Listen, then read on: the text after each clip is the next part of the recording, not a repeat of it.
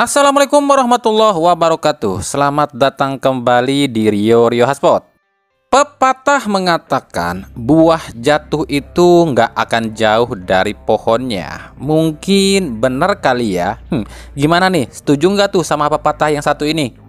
Pepatah ini mungkin juga akan berlaku dalam dunia sepak bola, khususnya dalam soal mengelola sebuah klub.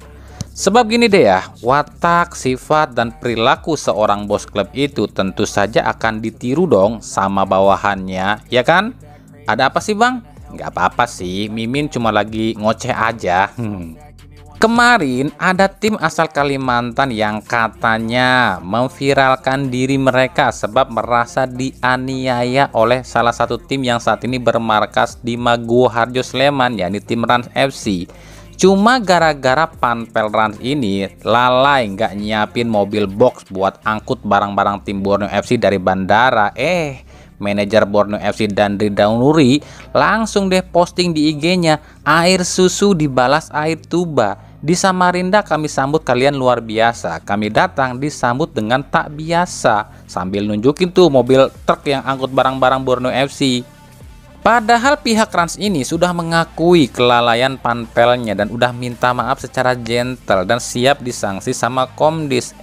Rame deh para pendukung Borneo FC ini ngehujat timnya Raffi Ahmad dengan berjuta ejekan. Padahal ya udah sih ya, toh Rans juga udah mengakui kesalahannya dan siap dihukum juga kok. Bahkan menurut kami ya, apa yang dilakukan Rans itu justru lebih terhormat deh. Sebab ya banyak tuh tim yang ngakunya tim gede, tapi giliran mereka ngelakuin kesalahan, mereka nggak ngaku, bener nggak? Nah yang terbaru, admin Borneo FC ini pun kepancing emosi nih, gara-gara ada bocil yang ngomentarin hasil 0-1 Borneo FC lawan Rans. Yang jadi sasaran siapa? Ya Persib, sebab dianggapnya yang komen ini tuh bocilnya pendukung Persib. Tuh, baca sendiri aja ya komenan adminnya Borneo FC. Buat kami ini lucu sih, sebab sekelas admin klub gitu loh terpancing emosi sama komenan netizen. Padahal ya admin itu kan biasanya ya cuek aja, dia mah tugasnya posting apa yang disuruh oleh klub gitu kan. Makanya atas kejadian-kejadian ini banyak netizen kita yang berpendapat, enggak bos, enggak anak buah, sama-sama baperan, dikit-dikit posting, dikit-dikit komen, dikit-dikit protes. Ada, kok ada ya yang kayak gitu. Nanti kalau ada yang komentar nih, lu aja sering kayak gitu Min, wajar kalau kami kayak gitu lah, kami kan bukan siapa-siapa, channel milik klub juga bukan, channel milik PSSI dan LIB juga bukan, ya suka-suka kami dong, sebab kami nggak mewakili siapapun, yang bagus nama kami, kalau jelek pun ya jelek nama kami, ya kan?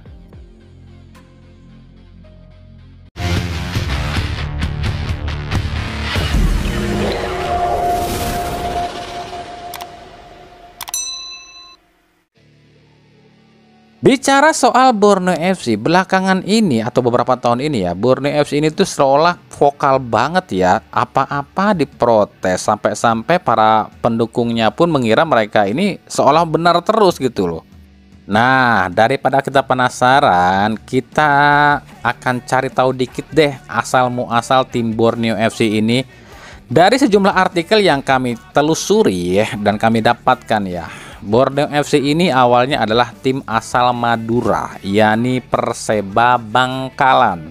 Di tahun 2013 silam, Perseba Bangkalan ini masih main di divisi 3. Tapi lantaran adanya kisruh dualisme di kubu Persiba yang kala itu diacak-acaknya oleh Vigit Waluyo itu tuh yang sekarang jadi dalangnya match fixing, akhirnya Perseba ini jadi dua tim, yakni Perseba Super dan Perseba Bangkalan. Uniknya atas kisruh ini dan kelicikan Vigit Waluyo, Perseba Bangkalan yang asli justru dinyatakan yang kalah dan harus tetap berlaga di divisi 3. Tapi Perseba Super ini main di KNB League alias Liga Super 2014 setelah menang adu penalti dengan Persiwa Wamena kali itu ya. Nah, Nabil Hussein, seorang pengusaha asal Samarinda, membeli Perseba. Cuma yang menjadi pertanyaan kami, yang dibeli Nabil Hussein ini Perseba yang mana nih? Perseba Bangkalan atau Perseba Super? Sebab waktu itu ada dua pernyataan yang berbeda. Figit Waluyo mengatakan yang dibeli oleh Nabil Hussein adalah Perseba Bangkalan, sementara Perseba Super masih dipegang oleh dia alias Figit Waluyo. Nah, jika yang dibeli oleh Nabil Hussein ini Perseba Bangkalan, kenapa bisa masuk langsung ke Liga 1? Tapi jika yang dibelinya ini Perseba Super, maka mungkin saja bisa masuk ke Liga Utama.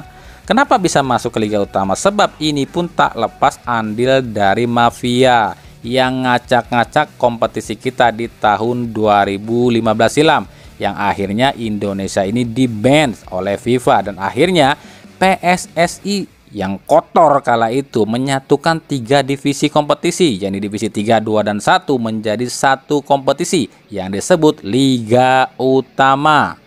Nabil Hussein pinter, dia ini nggak mau terjerat atau terembel-embel lagi dengan nama Perseba Bangkalan. Akhirnya dibawalah Perseba Bangkalan ini ke Samarinda dan mengganti nama atau mengakuisisi atau menyingkirkan nama Persisam Putra Samarinda yang sudah ada ya. Kenapa diakuisisi? Sebab kala itu Persisam Putra Samarinda ini lagi jelek dan dihujat terus nih sama warga Samarinda karena kalahan mulu. Akhirnya ya Borneo FC ini atau Nabil Hussein ini mengambil alih nama Persisam Putra, dan akhirnya Persisam Putra ini pun dijual ke pengusaha asal Bali yang disebut Peter Tanuri dan berganti namalah menjadi Bali United. Jadi mungkin seperti itu ya secara singkatnya sejarah berdirinya Borneo FC. Ya meskipun kami nggak tahu yang benar yang mana, sebab kan artikel kan bisa berbeda-beda nih. Yang tahu benar apa enggaknya yaitu orang-orang mafia di PSSI yang tahu benar apa sih sebenarnya yang terjadi di 2015 kemarin itu. Kenapa kami bahas ini? Maksud kami gini loh ya. Ya udah sih, nggak usah saling hujat juga. Nggak usah bilang tim anak kemarin sore juga tuh sama Rans gitu loh. Sebab ya kita sama-sama tahu lah tim-tim asli Liga 1 Liga Indonesia itu siapa aja. Nggak usah disebutin ya, kalian juga udah tahu tim asli itu siapa aja. Rans oke lah, tim bayi atau tim baru ya, yang mungkin lagi merangkak di Liga Indonesia atau Liga Utama Indonesia ya.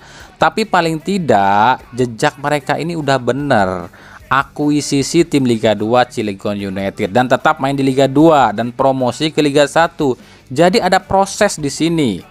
Sementara banyak tim-tim yang ngakunya tim besar di Liga 1 tapi masuk ke Liga 1 atau Liga Utama itu lewat jalur kontroversi 2015. Bali United akuisisi Persisam Putra Samarinda di 2014. Padahal Persisam waktu itu berlaga di Liga 3, tapi setelah ganti nama tiba-tiba bisa main di Liga 1. Arema FC lahir dari konflik dualisme dan tim aslinya justru jadi tersangka dan dilempar ke Liga 3, sementara tim palsunya justru naik ke Liga 1 tanpa jalur Liga 3 dan 2 dulu. Bayangkara FC lahir dari dualisme Persebaya yang dalangnya adalah Figit Waluyo dan langsung ganti nama dan nangkring di Liga 1. Lalu ada Persikabo 1973. Tim ini adalah awalnya PSTNI. Tahu dong PSTNI ini tim apa? PSTNI adalah gabungan antara TNI dan PSMS Medan. Tapi pisah nih sama PSMS Medan yang akhirnya PSTNI ini tuh bikin klub sendiri dan langsung ada di Liga 1 tanpa lewatin Liga 3 dan 2. Dan setelah TNI ini lepas dari klub ini, tiba-tiba mengakuisisi Persikabo, padahal Persikabo ini masih main di Liga 2. Makanya kalau kita urut, kita telisik satu persatu, ini ternyata banyak tim-tim aneh di Liga 1. Tapi ya udahlah ya, ini tuh sejarah kelam sepak bola kita. Tim-tim yang ada di Liga 1 sekarang ini, udahlah, nggak usah merasa paling nggak usah merasa paling jago, nggak usah merasa paling tinggi, nggak usah merasa paling jumawa. Dikit-dikit posting, dikit-dikit protes, dikit-dikit inilah itulah. Kalaupun klub-klub ini mau protes, ya protesnya itu cukup sama federasi dan operator aja. Nggak usah saling hina satu klub dengan klub lain. Nggak usah kepancing emosi sama komenan netizen. Kita ambil contoh 7 klub pendiri PSSI aja. Nggak pernah tuh ungkat-ungkit dan ingin diktator di liga ini.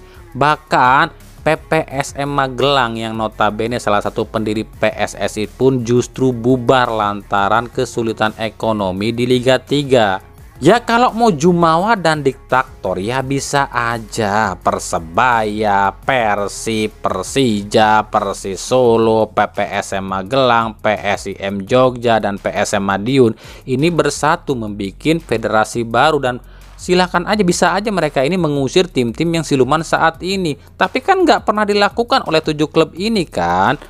Kalau mau bertingkah ya bisa aja 7 tim pendiri PSSI ini membuat terobosan atau membuat keputusan. Oke lah, cuma perwakilan kami yang boleh ada di federasi, kan bisa aja, tapi kan nggak dilakukan sama mereka. Tapi ini justru tim-tim yang banyak tingkah itu, tim-tim yang justru nggak ada apa-apanya, nggak ada sejarahnya dengan terbentuknya PSSI. Inilah realitas sepak bola kita. Justru tim-tim yang nggak ada sangkut pautnya, nggak ada jasanya dalam pembentukan PSSI justru yang banyak tingkah. Mau jadi liga profesional, mimpi. Seberapa kuat Erick Thohir bisa wujudkan ini? Percuma, sebab Erick Thohir itu cuma sejumur jagung di PSSI. Iya kalau kepilih lagi, kalau enggak balik lagi ke setelan awal Liga Indonesia ini.